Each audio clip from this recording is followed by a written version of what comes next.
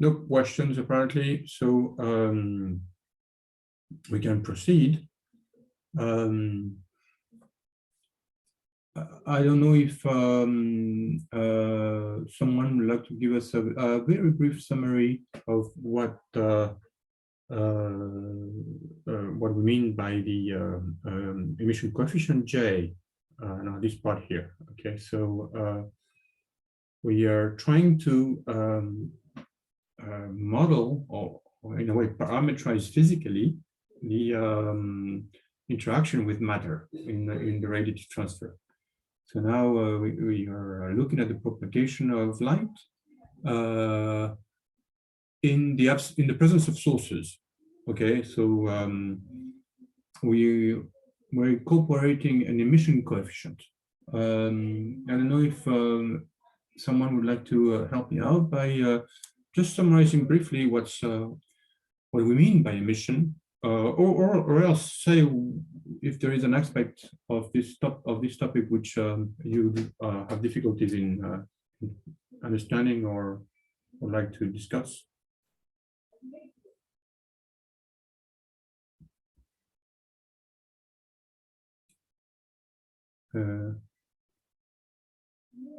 Nitya, would you like to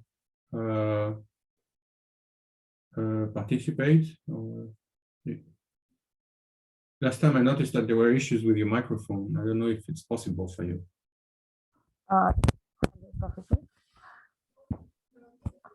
Am I audible?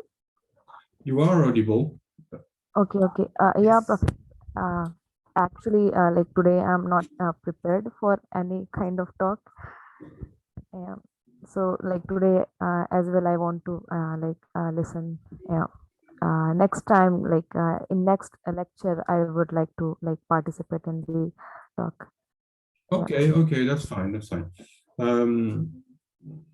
So in that case, I will assume that well, you've read the text in Rybicki-Lineman, and I prefer to postpone discussing the text for the next lecture, and instead expand on my own summary. So I'll describe my summary today. I prefer to read the textbook or discuss the textbooks with you more proactively.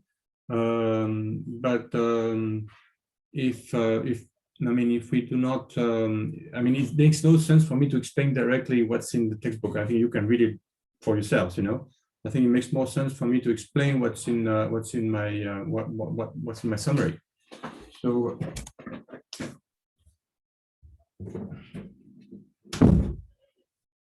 Please bear with me a second. I need to connect my tablet. I forgot to do that earlier. So here we go.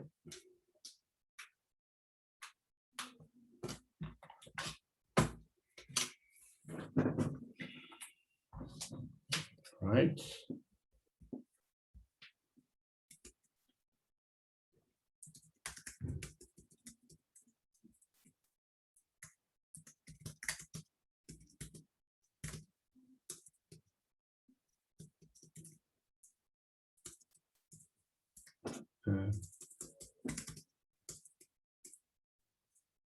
Damn, I forgot where I put those notes.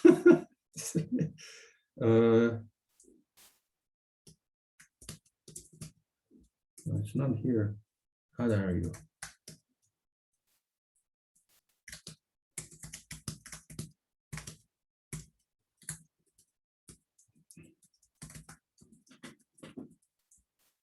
Okay, I always forget those commands, so.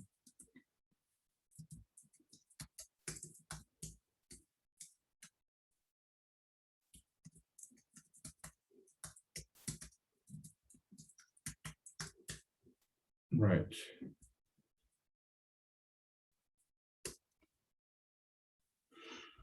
Okay, so a way to see radiative transfer then is to remember that well, we know that we have the specificity field. This is how. Oops, sorry. I don't want to I don't want to draw anything. I just want to, right. So we have the specific intensity field, which depends then on the frequency, on position, and on some direction, okay? Oh, and potentially, it could also depend on time, okay? Now, in the absence of radiation with matter, when we look at the difference of the specific intensity in 2 points, then we've seen that I nu is constant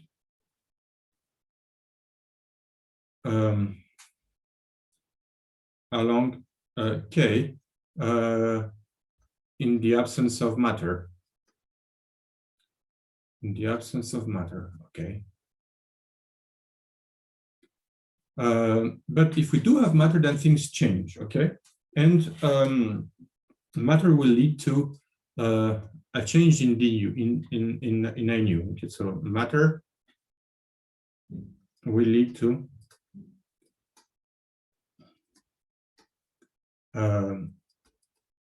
a change in the specific intensity.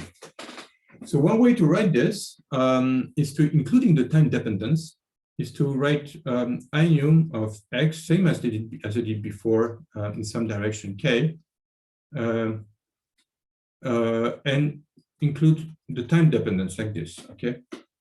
So this would be the specific intensity in direction k. I write it again like this, I nu, which would depend on the direction k, and I'll isolate the field here. The field is going to be written like this. Okay, so now I'll put it again. So x, y, z, even better like this, and time. Okay, so I'm saying the specific intensity field at frequency nu in direction k is going to depend on position and on time. Okay. And if I differentiate, then di nu of k in direction k. Now, if there is no matter, this is going to be 0. But if there is matter, this might change. Okay, and then I apply the differentiation rule here, which is basically di nu of k along dx plus di nu k y and di nu k along z times, oh, I forgot the differentials, times dx, dy, and dk here, okay, times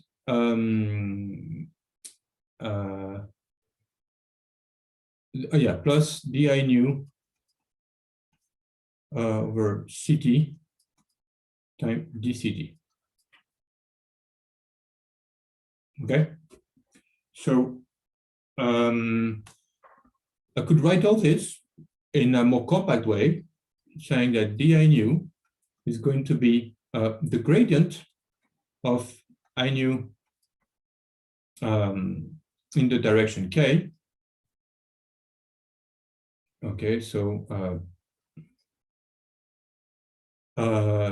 times, sorry, I'm gonna I'll put it in a different way. We're going to project di nu times dx like this first, plus di nu or ct times dct.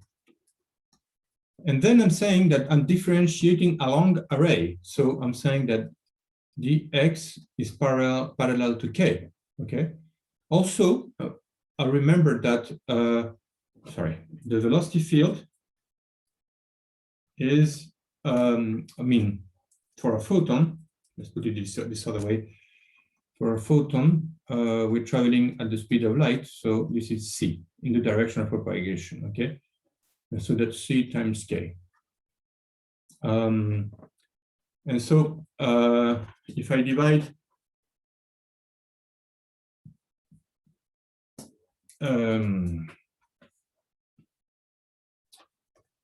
by the speed of light, I get that di nu. Sorry, I'm going to divide here by the speed of light, okay, and by the time and the speed of light, which is going to be then k plus di nu times dct. So the variation of intensity along array, and maybe I should be more specific here about the fact that I'm using array, then is going to be the gradient of the specific intensity projected in the direction of propagation times time the derivative, okay? And so this is a general consideration for the variation of specific intensity in some direction k. It's written again in my summary in equation 13 here. That part is just the variation of specific intensity, the total variation in a long array, and divided by an element of time, okay? So in the presence of matter, we need to account for those variations by sources and sinks. So somehow we have power coming into the ray, which would be emission, and sinks, the matter, some power being removed from the ray, which would be absorption, okay? Now, in the sources, we could have anything that increases the radiation in the direction of propagation. That can be just thermal emission, or it could also be a reflection of light along the direction of propagation. That's called scattered light, okay? Radiación dispersada, scattered light. Typically, in our applications, we will not be considering the time dependence, okay? So we are approximating this as zero, steady state, if you want, okay? So the theory we'll be describing, which is complicated enough, is not suitable to describe the propagation of a supernova blast wave, okay? When you have the flash of a supernova propagating into the envelope of the star, okay? So that requires including this term, but in this introductory lecture, we will not include the time dependence. So we're only focusing on the spatial variation in steady state when we have a source of light that's constant, okay? Approximately every source of light will vary eventually, but the idea is that the light travel time through the object we're considering, it is much smaller than the time scale by which the luminosity of the source varies. So I repeat this. As long as the luminosity of the source that's shining through the medium we want to study is fairly constant, I mean, does not vary too fast, we can use a steady state approximation so that the time derivative is zero. And what do we mean by does not vary too fast is that the time scale for the variation of the source is much longer than the light travel time, okay? So as long as this happens, we can neglect the time derivative, okay? So now what we want to characterize is the sources and the sinks. So for emission, okay, so in other words, we are basically considering di nu equals to the spatial gradient. So in the presence of matter, then we have the possibility of emission into the ray. And with this, we will be representing with an emission coefficient. Okay, so we have a volume element. Let me check that I am indeed recording. Is this being recorded?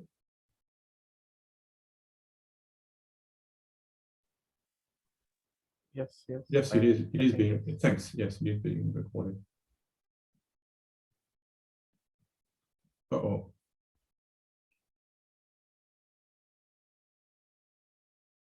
What happens here? Okay.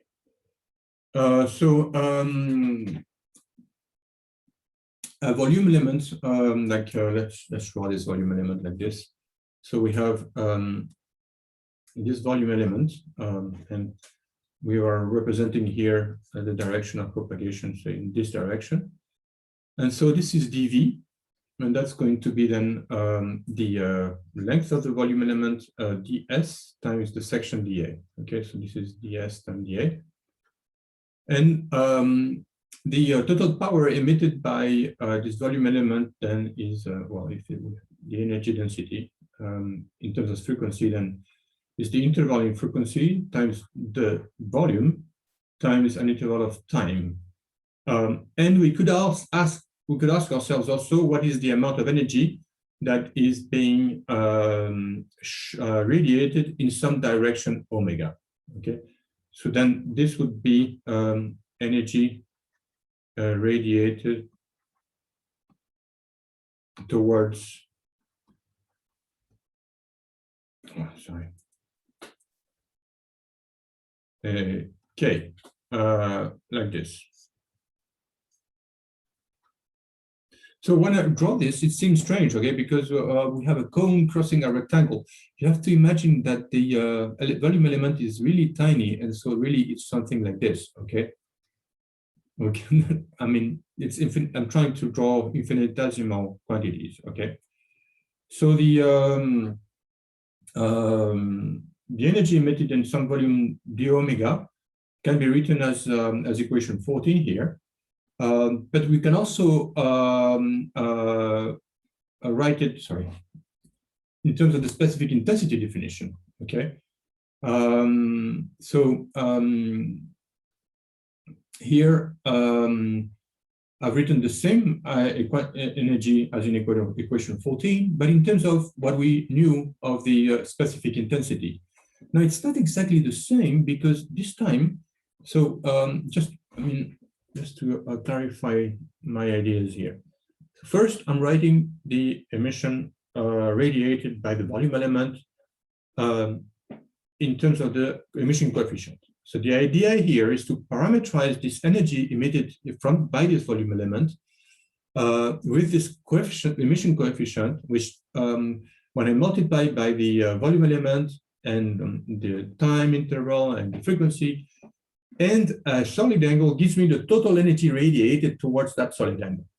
Okay, but we had another way of writing the same thing, and this was with a specific intensity. Okay, and so we need, for the specific intensity, we needed to introduce a surface area, and also the specific intensity here is referred to that emerging from a volume element. So it is itself a small quantity. So let's write it again. So alternatively, we have dE equals to the specific intensity in that point. Okay, so that was like I knew in our former definition times the direction of propagation. This is basically towards S, the x-axis here, dot some element, some detector area or surface area in which to measure the amount of energy that crosses this surface area in the definition of specific intensity. Okay, times the solid angle subtended by the omega, this element, this area element, the omega, times the nu times dt. Okay. Now, in my summary, I went a long way around and I included the general dA prime and d omega prime. I mean, let me rewind a little bit about the definition of specific intensity. Here we go. So this is the general definition of specific intensity, where we, this is what I've written again, but except that I nu I'm calling dI nu because it is the intensity being radiated from the volume element, okay? In the absence of interaction with matter, this would dI nu would be 0 because we're only looking at what's emerging from the volume element, okay?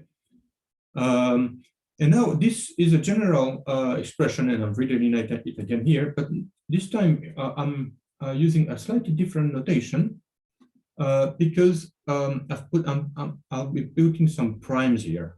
So I'll be adding. It is a bit of a detour, just to say that drawing things again. While we have the drawing here, maybe that's clearer than what I could draw in the tablet. So I'm looking at the volume element dV, which is here. And we are considering radiation being emitted by this volume element into some solid angle d omega prime that crosses some area element of area dA prime. But what I'll be doing is equating dA prime with dA. Okay, so this would be like a general definition, but here I'm choosing dA prime equals to dA. Okay, so this is basically the section of the volume element here in the direction of propagation. Okay, so in this case, the dot product is 1 because dA is orthogonal to the direction of propagation. Okay, and we have simply that dE is dI nu times dA times d omega d nu dt. So it's kind of really, I mean, I hope you're not confused by this. At first, I write the general definition of specific intensity. That's the equation 15 is the general definition. And I'm distinguishing dA prime and d omega prime from dA, which would be the section of this volume element, okay? And the solid angle subtended by dA as seen from the center of the first volume element. Okay, so d omega would be this. I then use this general definition of specific intensity in this specific case where I'm equating d omega primes and d omega. Okay, so this is basically placing dA prime equals to dA. Okay, and so this way I can write again the definition of specific intensity, but using this surface area, okay, dA. And I can compare with the other definition. So let me write it again just next to it. So we have dE is J nu d nu times dV, which is like this, d omega d nu dt. And from this, then we recognize that dV is ds times dV, okay? And therefore, we have that the element of specific intensity contributed by this volume element will be J nu times ds. This is equation 16. So this is also explaining the textbook. I'd like to know if you have any questions on what I'm trying to explain right now, equation 16. So this would account for the emission of radiation in the direction of propagation with the emission coefficient. Okay, we will now be dealing with absorption. So here, the idea is that the volume element then, hold on.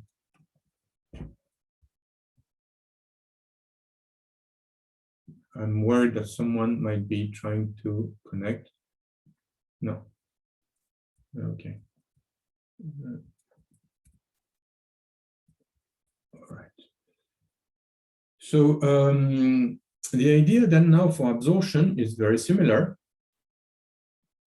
but we are looking at light that is being removed from the ray. Okay.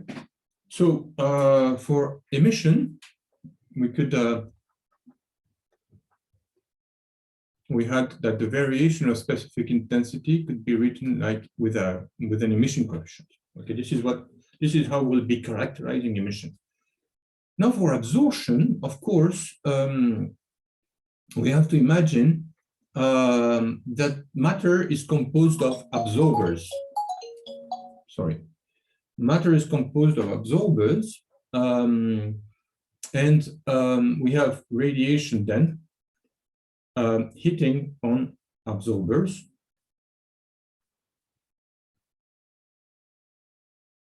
Okay, and each of these absorbers has got a cross-sectional area like this, which would be let's write like the effective radius of the target at that frequency. It changes with frequency. We'll see that this is super important to consider the frequency dependence. We will have Rayleigh scattering, by which the shorter frequency, the higher frequencies, the shorter wavelengths are more strongly dispersed over dust grains, for instance. On the other hand, if you have very long wavelengths, then as very small dust particles does not do anything and it's not being absorbed. This frequency dependence is really important to describe the interaction with radiation with matter. Okay, and we are characterizing the effective size of the targets with this cross section sigma nu. Okay, and there's of course a density of such particles per cubic centimeters. N would be the number density. Okay.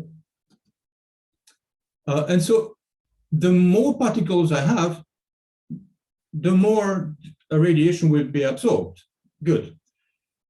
On the other hand, the more radiation I have, if I have very few photons, okay, just 2 photons, then not very many will be observed, okay? But if I increase the radiation a lot and, and place a lot of photons everywhere, then the number of photons that will be absorbed is going to increase too. Okay, so it's like placing buckets in the rain. If it rains a lot, I'll collect more water. If it doesn't rain much, then I won't collect much water. Okay, and this is the same idea. We are parametrizing absorption with an absorption coefficient that's going to depend on N and on sigma nu, and it must also be proportional to the amount of radiation that's hitting the volume element. The more rain falls in the bucket, the more rain I'll collect. Okay, and this is the same idea. The more photons I collect, the more energy will be absorbed out of the rain. Okay, so we are parameterizing absorption. We are modeling absorption in this way, where we have an absorption coefficient which is not dependent on the incident radiation field, and it must be proportional to the radiation field. Now, this is an approximation because we are assuming that the targets do not shadow each other. They're tiny enough so that there is no shadowing, in the sense that suppose that you have another absorber behind this one here, then all the photons that hit this absorber will not be absorbed again if they are absorbed already in this one. Okay, so that would be there would be a shadow behind each of the absorbers, and this photon could not be absorbed by any photon, by any target behind this target. Okay, so let's say if I place another absorber right on the shadow of the first one, then this one will not be receiving anything. Okay, so the idea, this absorption coefficient is going to be proportional to, sorry, I had twice, well, is going to be linear in N as long as the absorbers do not shadow each other.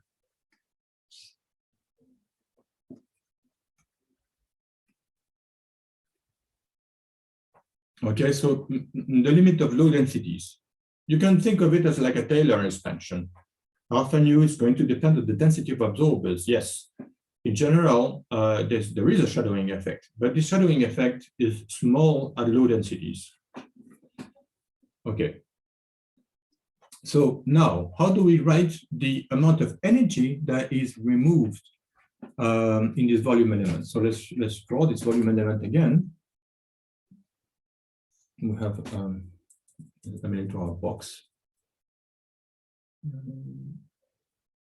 Draw a rectangle. Okay, so that's my volume element.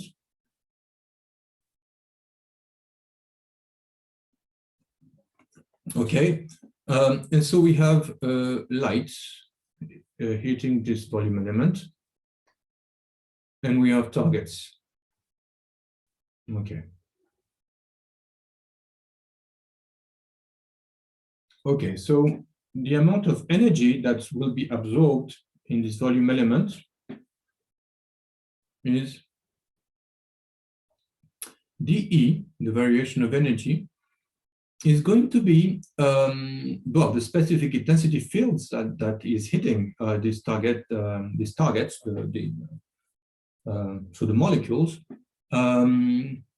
times their area, right? So this would be, for instance, the amount of energy that is being absorbed by one of the blocks. Okay, so let's imagine this one.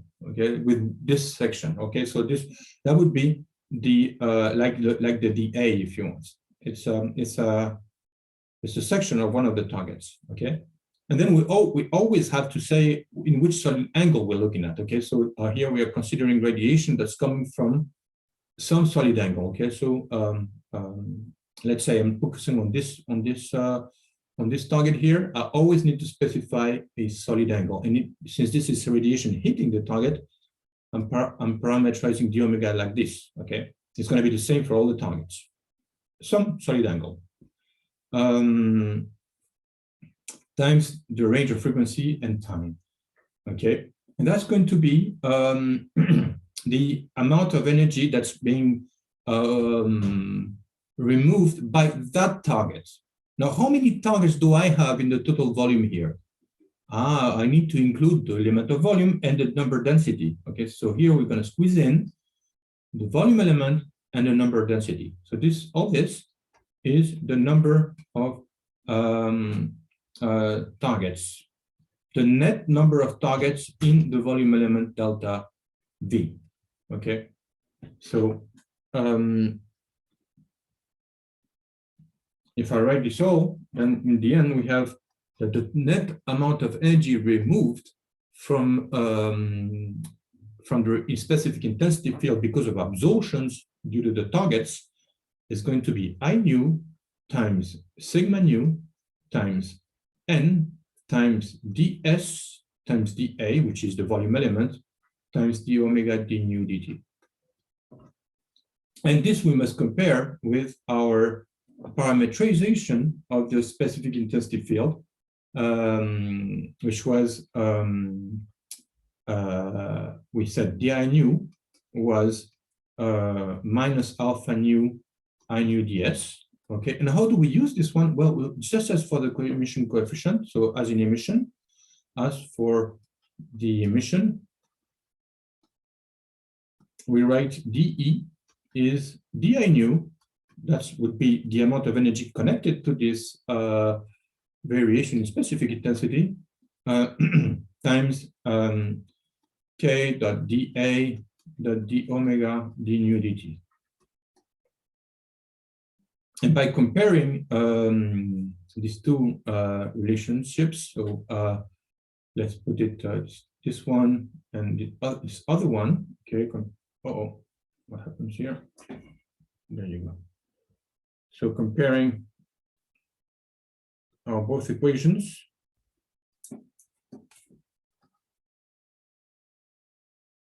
comparing star 1 and star 2, then I have that I nu sigma nu n ds is equal to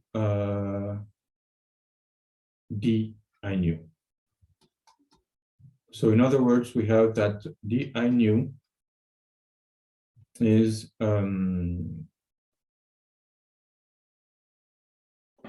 sorry, I'm gonna put it like this, d I nu like that. So we have that I nu sigma nu ds is minus alpha nu I nu ds. And so in the end, we connect the absorption coefficient. We say then that alpha nu is sigma nu times n. We could have reached the same conclusion, just, oh, there's a minus sign, of course, because when I wrote this first equation here, star 1, this amount of energy will be positive. I'm talking about energy removed from the ray, so there must be a minus here. The same argument, we could have reached that just from dimensional considerations when we said that, well, the absorption coefficient had to be proportional to the number of absorbers, and this absorption coefficient also has to be proportional to the size of each absorber. I mean, the bigger the absorbers, the more radiation I get. The bigger the bucket, the more rain I collect, okay?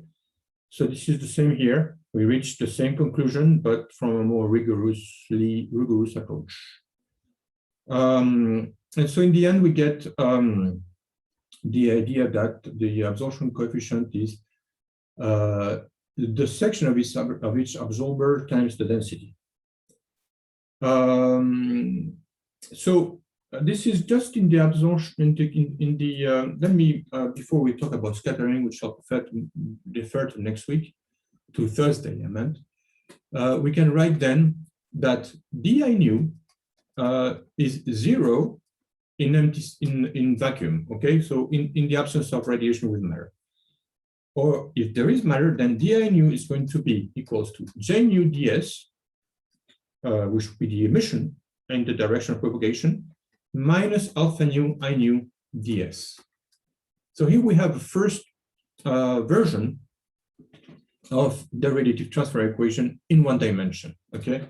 So here, I would have then, so this is 1D. So we say I nu of x is then just I nu of s, okay? And we have that the total derivative of I nu along the direction of propagation is given by j nu minus alpha nu I nu. This is the first version of the radiative transfer equation. On Thursday, I'll be introducing scattering, but before I do this, I do need you to, reach equation 1.23 in Rybicki alignment, which is just the same as we've just seen in my summary.